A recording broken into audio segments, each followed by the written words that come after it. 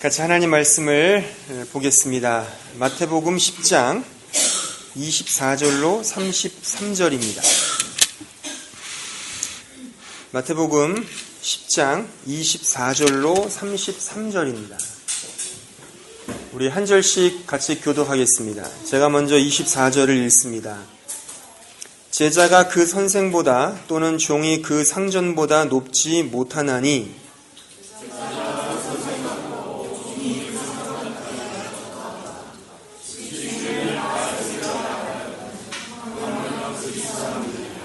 그런즉 그들을 두려워하지 말라. 감추인 것이 드러나지 않을 것이 없고 숨은 것이 알려지지 않을 것이 없느니라.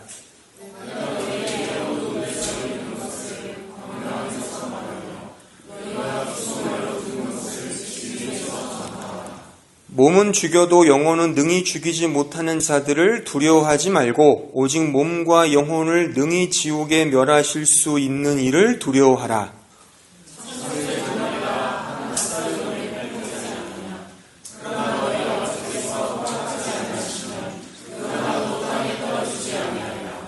너희에게는 머리털까지 다 세신 바 되었나니 누구든지 사람 앞에서 나를 시인하면 나도 하늘에 계신 내 아버지 앞에서 그를 시인할 것이요 누구든지 사람 앞에서 나를 부인하면 나도 하늘에 계신 내 아버지 앞에서 그를 부인하리라. 아멘. 예, 아멘. 그 독일의 철학자인 그 마르틴 하이데거라는 그 유명한 철학자가 있는데 그 사람이 쓴 유명한 주조 가운데 존재와 시간이란 책이 있습니다. 그 책에 보면 인간의 가장 본래적으로 처해 있는 마음의 상태를 불안이라고 보았고 또한 비본래적으로 처해 있는 인간의 마음의 상태를 두려움이라고 그렇게 통찰을 했습니다. 쉽게 말하면 인간이 처해 있는 가장 근원적인 마음의 정서 그 상태가 뭐냐? 불안이라는 것이고 역설적이게도 두려움도 같이 공존한다는 뜻이죠. 이렇듯 인간에게는 불안과 두려움이 언제나 공존해요. 특히나 이 현대 사회를 사는 우리들에게는 더더욱 그렇습니다. 왜냐하면 이 사회가 더 많이 분화되고 개인주의가 팽배해졌기 때문에 우리는 언제나 이 풍요 속의 빈곤이라 아무리 부대끼는 관계 속에 살지만 언제나 뭔가 모를 불안과 두려움 속에 우리는 허덕이고 있는 것이 우리의 실존입니다. 그래서 공황장애라고 들어보셨죠? 아주 우리 요즘에 심심치 않게 우리가 들리는 그 질병, 이것이 다 불안과 두려움 때문에 생겨나는 병들인 것입니다. 그래서 요즘에 이렇게 TV를 보거나 뭐 책을 보거나 어떤 유명 인사들의 강연을 보면 이런 주제가 심심치 않게 많이 회자됩니다. 어떻게 하면 두려움을 이겨낼 것인가? 두려움을 극복하는 대안, 어떻게 하면 불안을 떨쳐버릴 것인가? 등등의 많은 에세이나 많은 글들이 서점이나 또는 뭐 TV나 매체를 통해 많이 뭐 이렇게 홍수처럼 막 이렇게 나오고 있는데 저는 이런 의미에서 오늘 이 말씀을 준비한 건 아닌데 오늘 본문이 우리가 이 부분을, 이 주제를 우리가 고민해 볼 수 있는 내용으로 채워져 있습니다. 우리가 오늘 이 본문에 보면 두려워하지 말라라는 말씀이 3번 등장해요. 26절과 28절과 31절에 두려워하지 말라라는 주님의 가르침이 기록되어 있습니다. 사실 이 말씀은 우리가 계속 이 마태복음 강해를 이어가면서 확인했듯이 예수께서 제자들을 파송하시면서 주신 말씀이에요. 그러니까 이 세상에 보내는, 지금 우리식으로 말하면 세상에서 신앙생활을 하는 신자들에게 주께서 주시는 당부가 뭐냐? 두려워하지 말라. 뭐를 두려워하지 말라? 세상을 두려워하지 말라. 그렇게 쉽게 우리가 정리할 수가 있죠. 사실 우리가 신앙생활을 한다는 것 자체가 사실 고난이에요. 그래서 오늘 본문에 우리가 전에 22절에 보면은 한번 22절을 볼까요? 성경을 보시면 오늘 읽은 말씀은 아니지만 전주에 배웠던 22절에 보시면 또 너희가 내 이름으로 말미암아 모든 사람에게 미움을 받을 것이나 끝까지 견디는 자는 구원을 얻으리라. 이 말씀에서 무엇을 유추할 수 있죠? 우리 신앙생활은 언제나 미움을 받는다는 거죠. 미움을 받고 고난을 당한다는 뜻입니다. 그래서 신앙생활은 견뎌야 되는 거예요. 그러니까 역설적으로 보면 언제나 우리가 당면한 이 세상은 우리에게 언제나 호락호락하게 다가오지 않고 우리를 어떻게든지 넘어뜨리려고 하는 유혹과 강압과 그래서 우리는 불안과 두려움이 있다는 거죠. 이것은 보편 인간만이 아니라 특히 우리 신앙생활하는 우리에게 더더욱 다가오는 가장 큰 문제라는 사실이죠. 따라서는 오늘 이 본문 말씀을 통하여서 특별히 이 두려움을 극복하는 대안 이런 주제는 아니지만 왜 신자는 두려워하지 말아야 되는가? 왜 주님은 두려워하지 말라라고 말했는지에 대한 그 이유를 이 본문을 통해서 생각해 보고자 합니다. 그 세 가지를 제가 생각을 해봤는데 오늘 본문을 통해 그 첫째는 왜 주님은 제자들에게 또는 우리들에게 이 세상에 살면서 세상에 대하여 두려워하지 말라라고 하셨는가? 그 이유 첫 번째는 뭐냐면 우리의 신앙의 대상이시며 모델이신 그리스도 예수께서도 세상으로부터 고난과 핍박을 받으셨기 때문이다. 그렇게 첫 번째 이유를 말씀드릴 수 있겠어요. 그 근거가 24절 한번 보실까요? 24절로 25절을 다시 한번 보시면 제자가 그 선생보다 또는 종이 그 상전보다 높지 못하나니 제자가 그 선생 같고 종이 그 상전 같으면 족하도다. 집 주인을 바알세불이라 하였거든 하물며 그 집 사람들이랴 라고 기록되어 있어요. 이게 무슨 말이냐면 지금 읽었듯이 제자가 그 선생보다 낫겠느냐 이거죠. 또는 종이 상전보다 높겠느냐라는 거죠. 그럼 높다는 거야, 안 높다는 거예요? 높지 않다는 거죠. 그러니까 주님은 우리의 상전이고 우리의 스승이죠. 그러니까 주님께서 당하시는 고난을 당연히 그를 따르는 제자들도 당한다는 의미인 것입니다.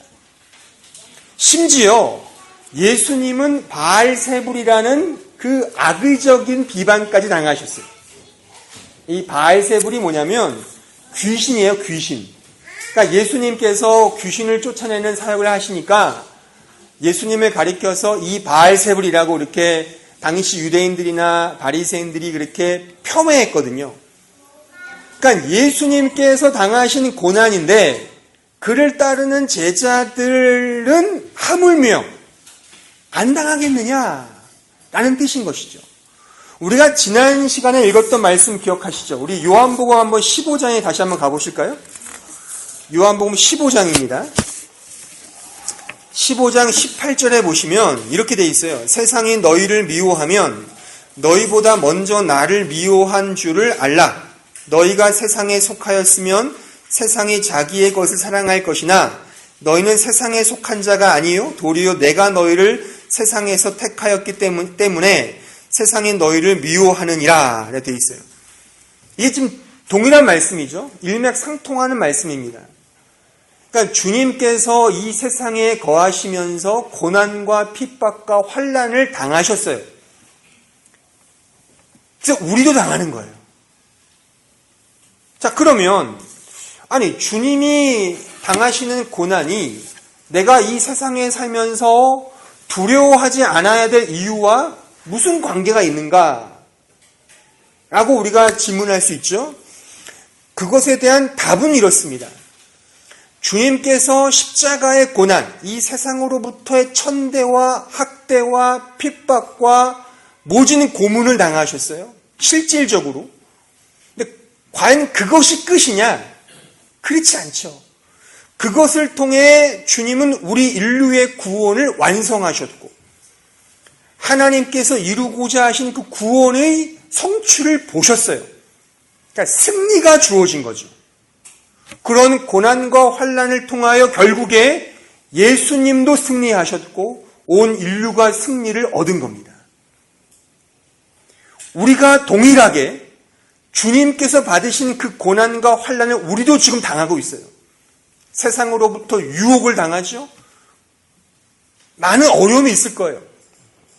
그러니까 신자로 산다는 그 자체가 고난이죠. 타협할 수 없잖아요. 우리들은 하나님의 백성들인데 세상 사람들은 다 타협하고 좋고 좋은 거 아니야. 다 눈 가리고 아웅하는 식으로 그렇게 살지만 우리들만큼은 그렇게 못 살잖아요. 왜요? 우리는 그리스도의 영이 내 안에 있잖아요. 내가 죄를 짓더라도 죄를 짓죠. 안 짓는 사람이 어디 있겠어요. 짓지만 마음이 불편하잖아요. 그렇죠? 매주일 와서 기도하잖아요. 또 회개하고 또 회개하고 한 주간 동안 정말 신자답게 못 살았습니다. 그런 아우성이 있는 거예요. 그게 자체가 고난이죠. 고난이죠, 그게. 근데 그게 왜 그런 고난을 겪느냐? 그걸 통하여 결국에 승리를 맛본다는 거죠. 주님이 걸어가신 것처럼. 말씀을 찾아볼까요? 우리 빌립보서 2장에 한번 가보시겠습니다. 빌립보서 2장 11절, 3절로 11절. 아무 일에든지 다툼이나 허용으로 하지 말고 오직 겸손한 마음으로 각각 자기보다 남을 낮게 여기고 각각 자기 일을 돌볼 뿐더러 또한 각각 다른 사람들의 일을 돌보아 나의 기쁨을 충만하게 하라. 너희 안에 이 마음을 품으라. 곧 그리스도 예수의 마음이니 그는 근본 하나님의 본체시나 하나님과 동등됨을 취할 것으로 여기지 아니하시고 오히려 자기를 비워 종의 형체를 가지사 사람과 같이 되셨고 사람의 모양으로 나타나사 자기를 낮추시고 죽기까지 복종하셨으니 곧 십자가에 죽으심이라. 9절 보세요. 이러므로 하나님이 그를 지극히 높여 모든 이름 위에 뛰어난 이름을 주사 하늘에 있는 자들과 땅에 있는 자들과 땅 아래에 있는 자들로 모든 무릎을 예수의 이름에 꿇게 하시고 모든 입으로 예수 그리스도를 주라 시인하여 하나님 아버지께 영광을 돌리게 하셨느니라. 제가 이 빌립보서 2장의 말씀을 읽은 이유는 여기에서 하나하나 그리스도의 성품이 뭔지를 설명하고자 함이 아니라 지금 십자가의 이 사역의 흐름을 보자는 거예요. 예수님은 하나님이셨어요. 하나님과 본체셨어요. 근데 그분이 그 모든 영광을 버리시고 이 세상에 오셨어요.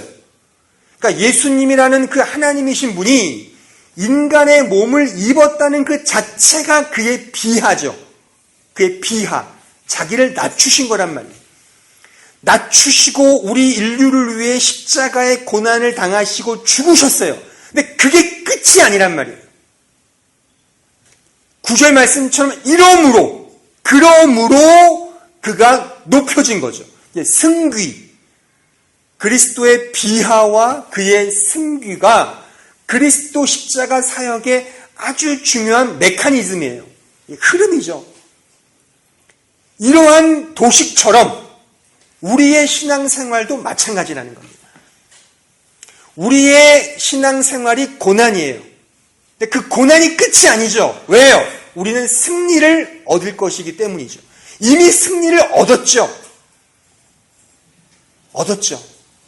그것을 바라보고 가는 겁니다.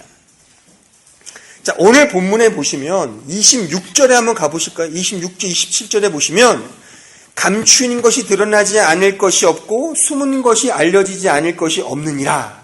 상당히 말이 막 꼬여있죠. 이게 무슨 말입니까?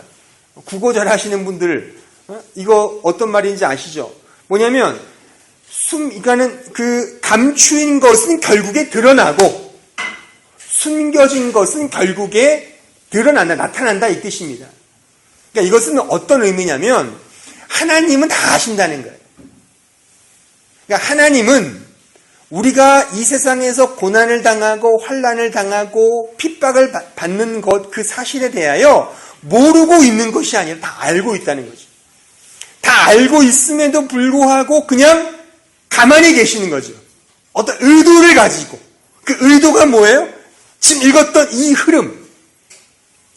우리 신자로 하여금 예수님의 이 모습을 같이 살게 함으로써 영광의 승리를 내 것으로 취하게 하시기 위하여 내 스스로가 내가 당면한 이 고난과 역경을 통하여 온전히 예수님과 같이 그 영광의 자리에 서게 하는 그걸 내가 스스로 이제 겪게 하기 위한 그 구도로서 이 인생의 환난과 연단과 핍박을 허락하신다는 사실인 거죠.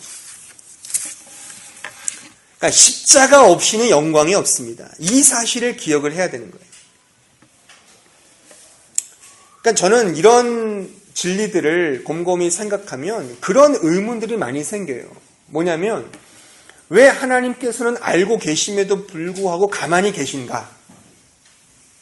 아니 좀 이렇게 내가 어렵고 힘들면 그냥 그 어려움의 대상을 그냥 무찔러 주시거나 없게 하시거나 하면 얼마나 좋을까? 근데 왜 알고 계심에도 불구하고 가만히 계실까? 라는 식의 많은 의문이 들어요. 실질적으로. 근데 우리는 그 의도를 알아야 돼요. 그 의도를 알면 담대함이 생깁니다. 예전에 꿈을 꾸시면 꿈을 꾸실 때 악몽이 어떤 꿈이 악몽이죠? 저 같은 경우는 악몽이 다시 군대 가는 거. 그러면 분명히 저의 무의식 속에는 나는 군대를 갔다 왔는데 왜 군대를 또 갔지? 근데 상황은 꿈이니까 모르죠. 그러니까 군대를 또 간 거예요. 군대 가서 훈련소 가서 다시 막 그냥 훈련하고 얼차려받고 막 그러는 거예요. 이게 뭐지? 이거 이상한 낯선데? 나는 분명히 군대 갔다 왔는데 그러면서 군대 생활하는 거예요. 근데 어느 순간 이게 꿈이구나. 이게 느껴져요. 그런 적 있죠, 여러분들. 꿈꿀 때 꿈을 인식하면서 꿈을 꿀 때가 있어요. 그러면 어떤 현상이 벌어지죠? 이게 현실이 아니구나, 꿈이구나라는 생각이 들면 담대함이 생기죠. 저만 그랬나요?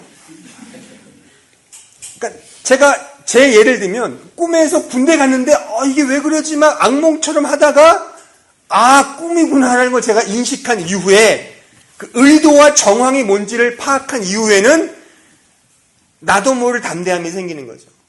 실제 꿈속에서 선임자를 만났는데 이건 꿈이야. 막 가는 거예요. 차렷! 내가 차렷을 왜 해?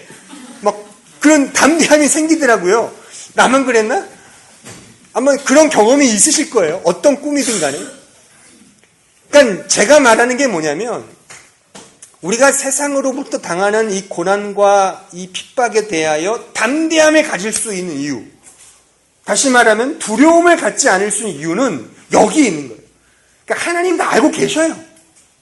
그 의도가 뭔지는 각자가 이제 파악하셔야 될 문제지만 제가 이 본문을 통해 던지고 싶은 화두는 뭐냐면 하나님을 알고 있다는 거예요. 모르고 있는 분이 아니죠. 알고 있는데 왜 가만히 계실까? 실제 가만히 계신 게 아니겠죠. 우리는 실질적으로 가만히 계신다고 느끼겠지만 그분이 어떻게 역사를 하신 거죠. 어쨌든 내가 체험하지 못했으니까 우리가. 그러니까 가만히 계셨다고 치자고요. 하지만 그분이 알고 계셔요. 그 의도를 우리가 이제 안다면 아까 얘기했던 그 꿈처럼 담대함이 생기겠죠. 그래, 어차피 승리할 건데 승리가 왔는데 뭐 세상은 다 이미 끝났는데 네가 아무리 나를 공격해봤자 뭐 까짓 건 한번 붙어볼까? 그럼 담대함이 안 생기나요? 나만 생기나? 그런 담대함이 생기는 겁니다. 물론 각자의 정말 힘든 정황들이 있죠. 이 사실을 깊이 묵상해 보시라 이거예요.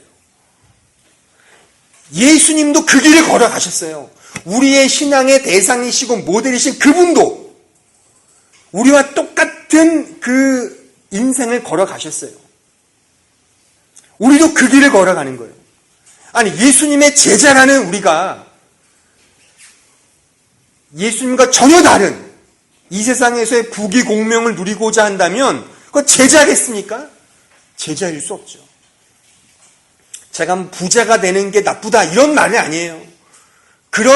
정말 그런 의미가 아니라 우리가 어떤 시기로든 고난을 당해요. 그 고난과 환난과 핍박을 당할 때에 거기에 대하여 담대하게 나아갈 수 있는 이유가, 근거가 뭐냐를 제가 설명하는 겁니다.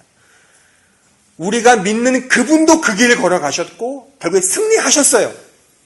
지금 우리도 그 길을 걷고 있는 겁니다. 승리할 겁니다. 물론 승리했죠. 하지만 우리의 역사 속에서, 이 시간 속에서 아직 이루어지지 않았을 뿐이죠. 이제 따놓은 당상이죠. 그 상급을 우리가 왜 두려워함으로 회피하고 이렇게 도망가느냐 이거죠. 담대하게 나아가야죠.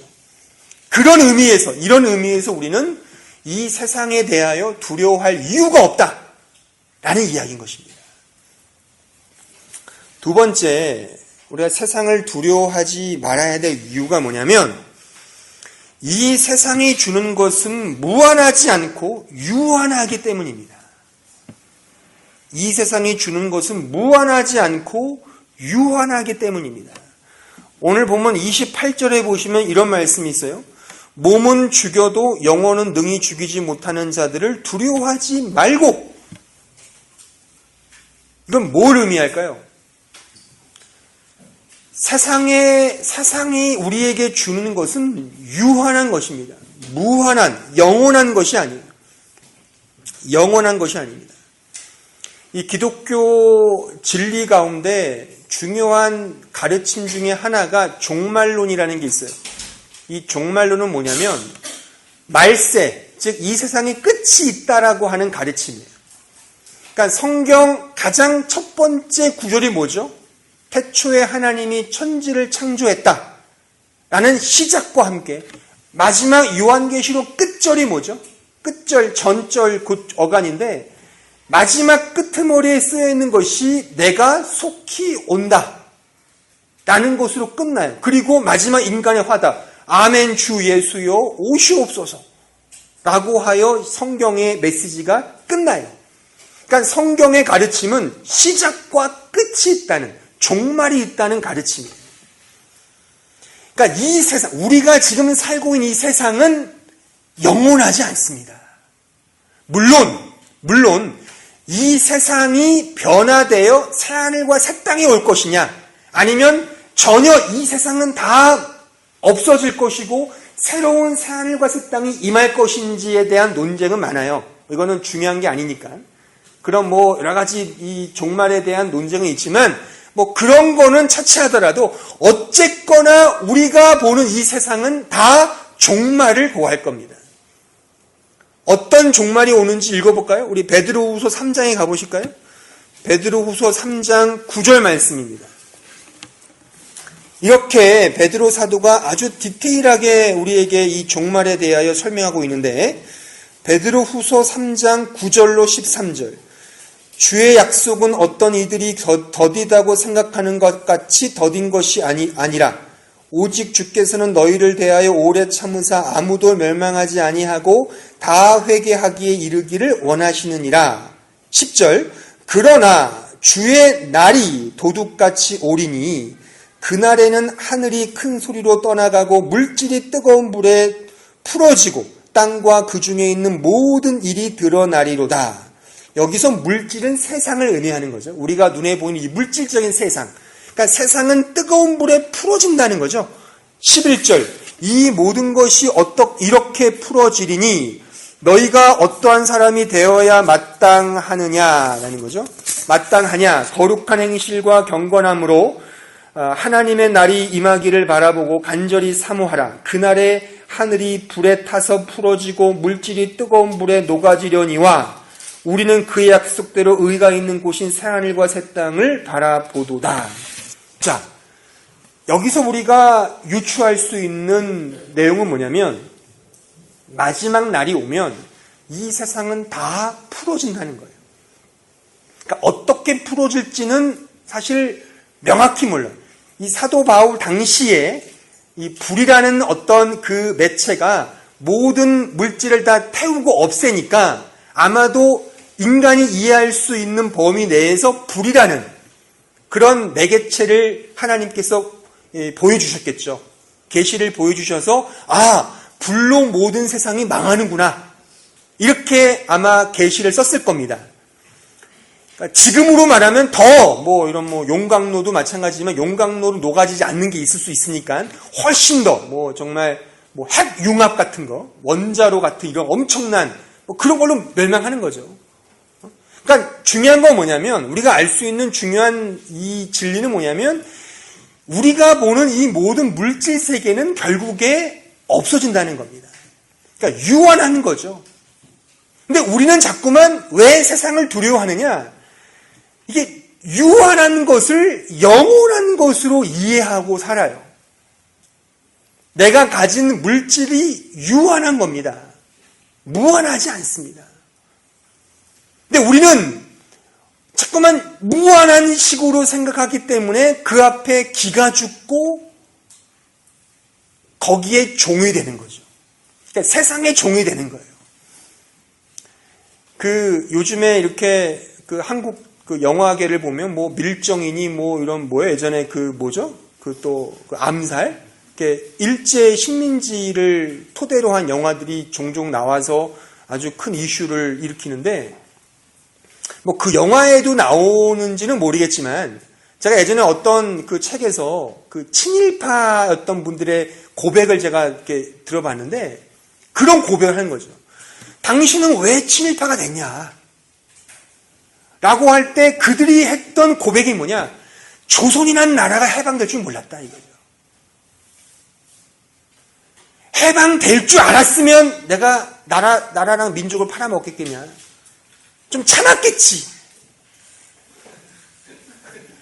근데 몰랐다는 거죠, 그게. 그게 진짜 실제 그래요. 그러니까 여러분들이 지금 이 세상에 종처럼 사는 이유가 뭐냐? 이게 전부인 줄 알거든요. 세상의 돈, 명예, 권력, 공명심. 이 세상이 주는 달달한 것들이 전부인 줄 아는 거죠. 그러니까 여기에 종이 되는 거죠. 기가 죽고 어떻게 하면 잘 보이기 위해서 알랑방구를 끼고 말이죠. 살아가는 거예요. 근데 성경은 뭐라 말합니까? 그거는 유한한 거다 이거죠. 도리어 그 물질적인 것들을 사용하는 인간은 무한해요. 왜요? 인간은 영혼이 있거든요. 영혼은 무한한 존재거든요. 그러니까 재밌지 않습니까? 무한한 존재가 유한한 것들의 종이 돼 산다. 이게 참 넌센스 아닙니까? 어불성설이죠. 무한이 유한을 포함해야지 왜 유한이 무한을 포함하는 이런 어처구니 없는 인생을 살고 있는가? 우리 스스로를 우리는 고찰해 봐야 됩니다.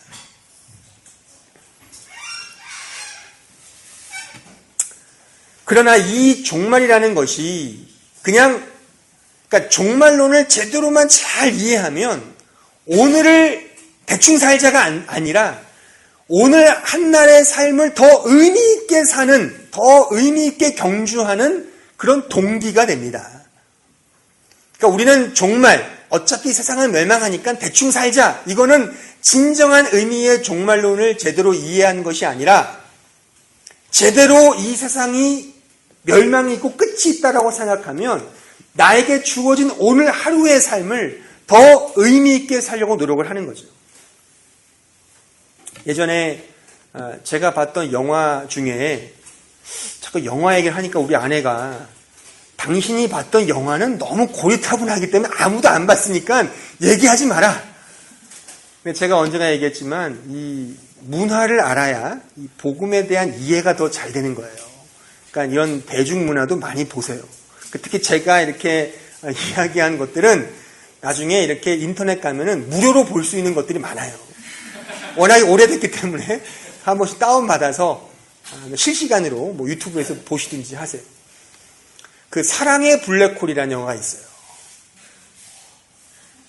보신 분 있으십니까? 사랑의 블랙홀. 아주 유명한 영화인데 그 사랑의 블랙홀. 그러니까는 어떤 주인공이 매일 하루가 안 바뀌어요. 그러니까 하루에 멈추는 거죠. 자고 나면 다음 날이 아니라 계속 그날이야. 그러니까 10월 오늘 23일인가요? 23일, 오늘로 계속 가는 거예요. 놀라운 거죠. 이게 아주 좀 이렇게 뭐 현실적이지 않은 영화인데 어쨌든 하루가 계속 이어지는 거죠. 그러니까 이 사람이 처음에는요, 오늘도 23일이야? 오늘 또 23일이야? 맨날 23일이니까 범죄를 해요. 막 사람들이 막 이렇게 돈도 뺏고 막 별짓 다 해요. 어차피 일어나면 또 그날이니까. 언제나 눈 뜨면 그 침대에 그대로 일어나는 거예요. 그렇게 계속 살아요. 근데 얼마나 힘들어요, 그게. 그러니까 결국에 마지막 그 결론이 뭐냐면 이 사람이 이제 사랑을 깨달아요. 그래서 오늘 하루도 끝나지만 오늘 이 하루에 굉장히 의미 있는 일들을 매일 해요. 반복되는 일이지만 계속 의미를 찾는 일을 해요. 똑같은 일이지만. 예를 들면 지나가다가 누가 떨어지면 뭐 이렇게 안고 구해준다든가, 레스토랑에서 잘못 먹다가 막 소화가 불량인 사람을 또 구해준다든가 등등의 선한 일들을 해요. 아무 의미가 없는데 오늘이 계속 머무는데 그러면서 사랑을 찾고 이제 드디어 하루가 지나가는, 그러면서 이제 아주 해피엔딩으로 끝난 영화가 있는데, 바로 제가 말하고자 하는 게 뭐냐면 우리는 이미 결론을 알아요. 그렇죠? 이 세상은 다 풀어질 것이고 이 세상은 다 망할 것임을 알아요. 유한한 세상이에요. 우리는 무한해요. 그러니까 무한을 추구하는 거죠. 영혼을 사모하고 영원한 것을 추구하는, 영원하시고 불변하신 하나님을 사랑하고 그분을 추구하는 게 신앙생활이에요.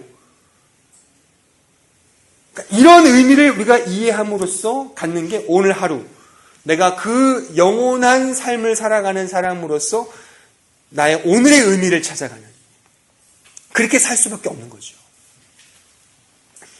어쨌든 우리가 왜 이 세상을 두려워하지 않는가? 그것은 바로 이 세상은 유한한 세상이고 멸망할 것이고 무한한 것이 아니기 때문에 우리는 세상에 대하여 겁을 먹을 필요가 없다는 거죠. 그가 아무리 나에게 고난을 가한다 할지라도 그 고난은 영원하지 않다. 언젠가 승리가 있다. 라는 그 진리 속에 우리는 당당히 나아갈 수 있는 근거가 생긴다는 사실입니다. 마지막 세 번째가 뭐냐면, 셋째, 우리가 세상을 두려워하지 않아야 될 이유는 우리는 하나님의 크신 사랑을 입은 자이기 때문이다 라는 것이죠. 우리는 하나님의 크신 사랑을 입은 자이기 때문이다. 오늘 본문 29절에 한번 보실까요? 29절로 31절까지 보시면 이런 말씀이 있습니다. 참새 2마리가 한 아사리온에 팔리지 않느냐? 그러나 너희 아버지께서 허락하지 아니하시면 그 하나도 땅에 떨어지지 아니하리라. 너희에게는 머리털까지 다 세신 바 되었나니 두려워하지 말라. 너희는 많은 참새보다 귀하니라. 여기에서 이 한 아사리온이라는 게 뭐냐면 당시 로마의 화폐 단위입니다. 이 한 아사리온이라는 이 화폐 단위의 가치는 당시 데나리온이라는 화폐랑 비교하면 한 데나리온은 성인의 하루 품삯이에요. 그러면 이 데나리온과 아사리온의 차이는 뭐냐면 아사리온은 데나리온의 16분의 1에 해당해요. 그러니까 굉장히 낮은 돈이죠. 그러니까 우리로 지금 생각하면 우리가 요즘에 하루에 성인 일당이 10만 원을 따진다면 10만 원의 16분의 1, 대략 한 6천 원? 7천 원 정도 되는.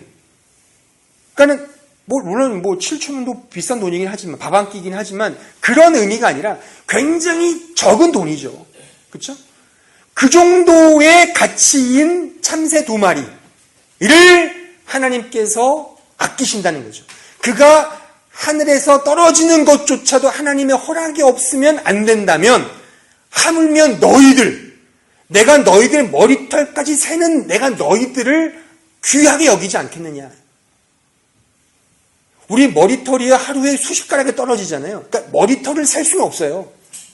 그러니까 그 정도로 세심하게 우리를 바라보시고 아끼시고 보살피시고 인도하신다는 뜻이죠. 그 정도로 우리는 하나님의 사랑을 받았어요.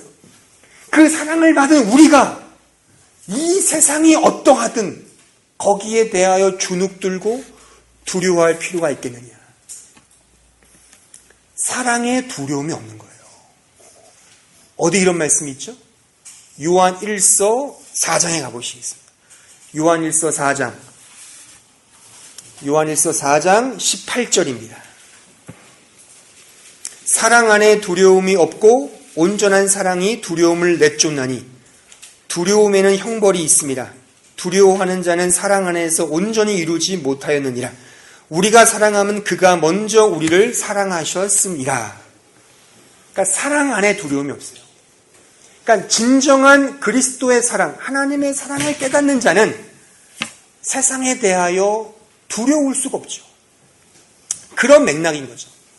지금 나란 존재가 이 세상, 소위 핍박을 당하고 어려움을 겪는 이 세상에 살고 있고, 고민과 낙심과 낙담과 가슴 모략과 어려움이 팽배한 이 세상에 살고 있지만, 그럼에도 불구하고 나란 존재는 그 하나님께서 당신의 목숨을 내어주시면서까지 사랑한 존재라는 사실, 그거를 내가 진정으로 인식하고 깨닫는다면 세상에 대하여 두려워할 수 없죠.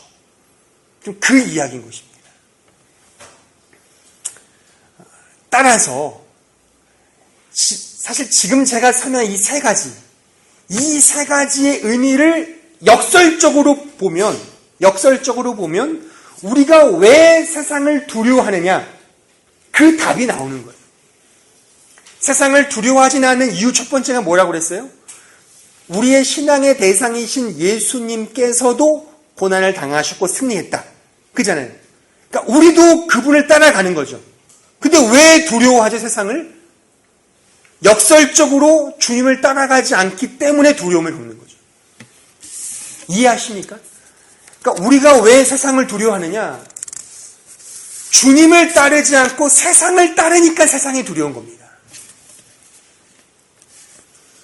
주님을 따르면 고생이 오죠. 왜요? 타협을 하면 안 되니까. 손해가 와요. 더 사랑하라고 말씀하잖아요. 원수까지 사랑하라. 그게 우리의 손해예요. 근데 그렇게 가야 돼요. 그럼 손해와 고난과 역경이 오죠. 그러니까 우리는 자꾸만 회피하게 돼요. 그것이 내 손해가 두려울 수도 있고, 어떤 세상 자체가 두려울 수도 있고, 그러니까 그러면서 우리는 자꾸만 세상의 종이 되는 거죠. 점점.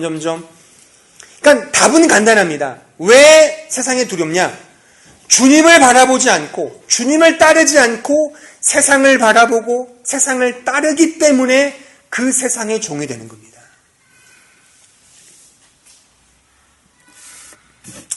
이런 말이 있어요. 최선의 방어는 최선의 공격이다.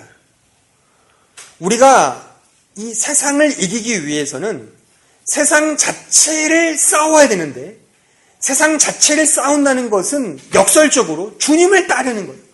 주님이 걸어가신 그 길을 한 걸음 한 걸음 따라갈 때 비로소 우리는 세상으로부터 당하는 고난을 당하지만 그 고난을 통해 우리는 승리를 얻는다는 사실이죠. 또한 뒤집어 말하면 우리는 우리 신자는 유한한 세상을 무한한 영역으로 이해하고 살다 보면 세상에 두려운 거예요. 그러니까 세상을 두려워하는 이유는 이 세상이 전부라고 생각하는 거죠. 그렇게 살아가는 존재가 신자가 아님에도 불구하고 그렇게 생각을 하며 우리는 세상의 종이 되고 세상의 먹잇감이 될 수밖에 없다는 것입니다. 여러분들 그 기업에서 일하시는 분들 또 일했던 분들 잘 생각해 보세요. 우리가 왜 한 회사와 한 그 기업의 종이 되죠? 거기가 나의 생명줄을 잡고 있다고 생각했기 때문에 그런 거예요. 저도 여기 오기 전에 이렇게 교회에 사역을 했잖아요. 부목사로. 뭐 지금에서는 말할 수 있죠. 지금은 어차피 담임 목사가 됐고 그리고 뭐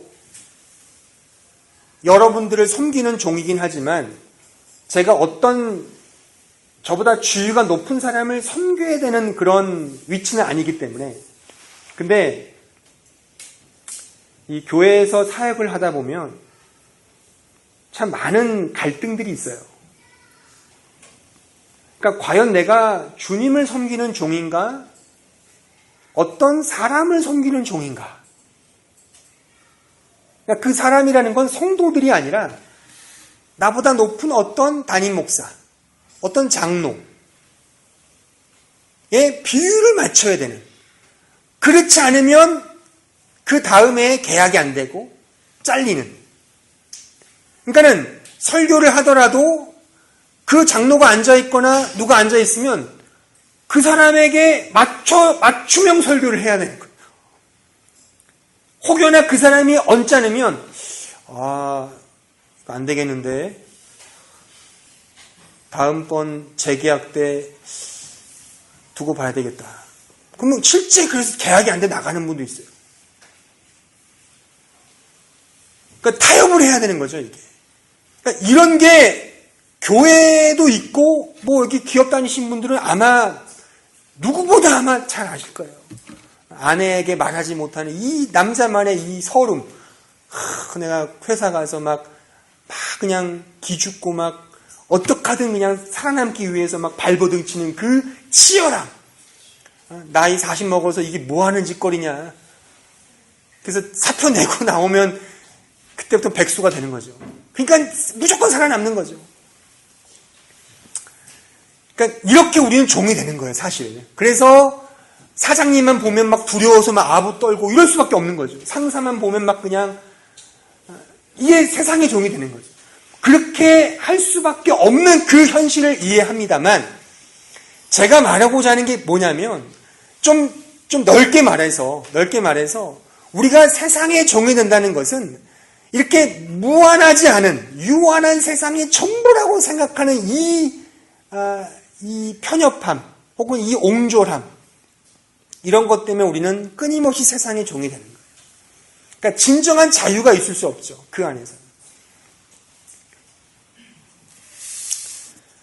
또한 하나님을 사랑하는 자는 결코 세상을 두려워하지 않는다고 말씀드렸어요. 역설적으로 하나님의 사랑에 대한 감정이 메마르면 메마를수록 우리는 세상에 집착하게 됩니다. 그래서 세상을 사랑하게 돼요. 세상의 종이 되는 거죠.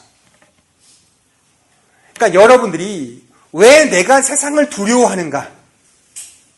그러니까 물론 두렵지 않다고 생각하는 분도 있겠지만 이 주제에 대하여 별로 평상시에 생각하지 않은 분들도 있겠지만 한번 곰곰이 생각을 해보세요. 우리는 매일같이 세상과 맞닥뜨리며 삽니다. 세상이 버거울 수 있어요. 그러니까 세상이 버겁지 않다고 생각하는 분들은 아직 철이 들지 않은 겁니다. 세상은 만만하지 않습니다. 세상은 굉장히 무섭습니다. 실제 그래요.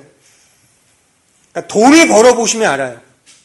돈을 벌면 얼마나 세상이 호락호락하지 않다는 걸 알아요. 근데 제가 만나본 청년들이나 또는 우리 가족들을 보면 다들 이렇게 물론 뭐 곱게 자란 지체도 있겠지만 나름대로 유학을 와서 여기서 이렇게 산다는 것 자체가 굉장히 힘든 여정을 살고 있다고 저는 생각을 해요. 그러니까 이거는 우리가 지금 현실이고 실존이에요. 근데 우리 신자가 가져야 될 자세는 세상을 두려워하면 안 돼요. 그러니까 두려워하지 않아야 될 이유를 오늘 배웠잖아요. 근데 역설적으로 우리는 두려워해요. 그 이유가 뭐냐? 주님을 따라가지 않기 때문에 그래요. 주님을 바라보지 않고 세상을 바라보기 때문에 그 세상이 두려운 거예요. 또한 주님을 사랑해야 되는데 세상을 사랑하는 거죠. 그런 맥락 속에서 이 세상은 유한해요. 유한한 세상의 종이 되기 때문에 우리는 세상이 두려운 거죠. 세상이 영원한 것처럼 살다 보면 세상에 코가 끼이게 돼 있습니다. 나는 과연 어떠한가를 오늘 진술한 이 내용들을 잘 곱씹어 보면서 자기 스스로를 적용해 보시기 바라요. 오늘 설교의 결론을 내리겠습니다. 신자는 세상을 두려워하지 말아야 돼요. 그러나 이것은 말같이 쉽지가 않아요. 우리는 언제나 세상이 두려워요. 나의 맞닥뜨려진 삶의 정황, 매일 만나는 사람들, 이 세상의 가치관, 세상의 문화에 대하여 우리는 늘 버거운 싸움을 매일매일 싸우고 있습니다. 여기에 대해 우리가 들어야 될 교훈이 뭐냐? 오늘 말씀 3가지. 주님도 십자가의 길을 걸어가셨어요. 우리가 닮아야 될 그분도 그 십자가의 길을 걸어가셨어요. 그래서 결국에 승리를 얻으셨어요. 우리의 삶의 정황도 마찬가지입니다. 우리도 동일하게 그 길을 걸어가는 거예요. 그러므로 세상을 두려워하지 말아야 되는 거죠. 또한 세상은 유한해요. 무한하지 않습니다. 영원하지 않아요. 아무리 나를 들들 볶아도 결국에 세상이 주는 것들은 끝이 있습니다. 그 사실 속에 우리는 담대함을 얻는 거죠. 그래, 네가 나를 공격해봐라. 너는 어차피 끝이 있다.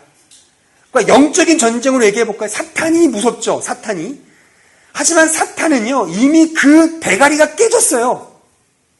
말이 좀 너무 무식한 표현이지만 그 대갈통이 깨졌어요. 이미 사탄은. 그러니까 여러분들 이런 분들 있죠. 막 언제나 가위 눌리고 귀신이 나에게 와서 무섭게 하고 막 사탄의 역사가 있다. 그런 거는 사실 성경적이지 않아요. 사탄은 우리 신자를 건드릴 수가 없습니다. 예? 영적인 싸움에서 우리는 이겼어요. 이미 예수 그리스도의 십자가를 통해서. 그러니까 사탄은 우리를 건드릴 수가 없어요. 문제는 뭐냐면 내가 문제예요. 내 마음이 약해지는 거죠. 왜 약해져요? 아까 말했잖아요. 주님을 바라보지 않고 세상을 바라보는 거예요. 내 마음이 의심이 생겨요. 자꾸만. 이 놀라운 팩트를 우리는 놓쳐버리고 자꾸만 내 감정, 내 느낌에 사로잡혀서 이건 아닌가벼? 주님이 너무 사탄이 나를 막 공격해? 헛개비. 전혀 그렇지 않습니다. 전혀 그렇지 않습니다. 내 자신이 문제인 겁니다. 그러니까는 이 진리가 여러분들의 마음속에 강한 확신으로 작용되기를 저는 바라요. 우리 안에 성령이 계셔요. 하나님이 계셔요. 이미 승리했어요. 이 세상이 주는 것은 다 유한해요. 가장 귀하다는 돈을 들쳐 업고 묘지에 갈 수 있겠습니까? 그렇지 않아요. 그러니까 돈의 노예가 된다는 그 자체가 불행한 겁니다. 이 세상에 어떤 것도 마찬가지예요. 권력, 명예, 그 모든 건 다 마찬가지예요. 다 하루아침에 없어지는 아침 안개와 같아요. 냄비에 있는 라면과 같죠. 팔팔 끓다가도 렌즈에 불을 끄면 오그라들고 바로 몇 분 뒤에 차갑게 되는 것처럼 이 세상이 주는 것들은 다 그와 같다는 사실을 기억하시기 바랍니다. 또한 하나님을 사랑하고 하나님의 그 사랑에 대한 깊은 그 이해와 깨달음이 우리가 세상의 노예가 되지 않는 넉넉한 실력으로 나아가야 되는 거죠. 사랑을 하게 되면 담대함이 생기는 거죠. 그 담대함이 무례하거나 예의 없이 당하는 게 아니죠. 굉장히 사랑하기 때문에 갖는 그 안돈감과 함께 설렘이 있는 거죠. 여러분들이 한번 상상을 해보세요. 아니, 상상이 아니라 과거를 생각해 보세요. 첫 데이트를 했을 때. 우리 부부들은 첫 데이트, 우리 청년들은 첫 데이트를 생각해 보세요. 얼마나 좋아요. 그렇죠? 또 좋지만 설레임도 있고 기대도 되고 두려움이 있어요? 두려움은 있진 않죠. 사랑하면 두려움이 없는 거예요. 그러니까 사랑을 안 하니까 두려움이 생기는 거죠. 그러니까 세상도 마찬가지예요. 도리어 우리가 좀 더 제가 조금 이런 방향까지 한 말씀 더 드리면 세상을 두려워하지 마시고 세상을 사랑하세요. 네? 세상을 두려워한다는 것은 언제나 거기에 종이 되는 거거든요. 근데 도리어 역설적으로 세상을 사랑해 보세요. 나를 미워하는 사람, 나를 미워하는 세상에 대하여 주님의 사랑의 마음을 갖고 품어보세요. 그러면 도리어 용기와 담대함이 생기는 거예요. 우리가 첫 데이트를 했을 때 설레이면서도 아주 굉장히 기분이 좋죠. 두려움이 아닌 거죠. 사랑은 두려움이 없어요. 사랑은 두려움을 쫓아내는 겁니다. 그러므로 나는 과연 세상에 대하여 어떤 마음과 어떤 자세를 견지하고 있는지 우리 자신이 한번 깊이 생각해 보시고 우리는 세상을 두려워할 존재가 아니라 도리어 세상을 품고 기도하고 세상을 사랑해야 할 그런 신자라는 사실을 기억하시고 우리의 매일의 삶 속에서 이 마음 가지고 하루하루 승리의 삶을 살아가시는 우리 모두가 되시기를 진심으로 바랍니다.